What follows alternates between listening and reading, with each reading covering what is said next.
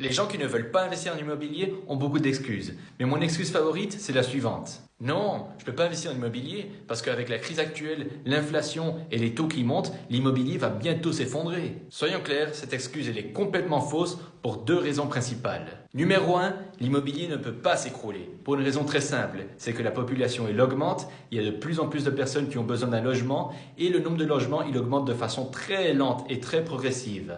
Autrement dit, la demande de logement elle augmente beaucoup plus rapidement que l'offre de logement, ce qui veut dire que l'immobilier ne peut pas s'écrouler. C'est vrai que l'immobilier a connu des baisses de prix dans le passé, mais si on regarde, c'est des petites corrections et le prix a ensuite réaugmenté assez rapidement. C'était le cas en 2008 par exemple. Les prix ont baissé, mais ça a augmenté de nouveau par la suite très rapidement. La deuxième raison pour laquelle cette excuse est fausse, c'est que les gens investissent dans l'immobilier pour le rendement, pas seulement pour le prix. Le prix d'un immeuble dans lequel j'investis peut baisser, mais le rendement locatif, lui, ne va pas baisser parce que les gens vont continuer à payer leur loyer. Et donc, en tant qu'investisseur immobilier, le revenu que je reçois, ce qui est la chose la plus importante, ne va pas baisser, même si le prix de l'immeuble en soi a baissé. La grande force de l'immobilier, c'est le revenu que cela génère pour vous. Un revenu qui ne va pas changer, même s'il y a une crise et même si les prix baissent.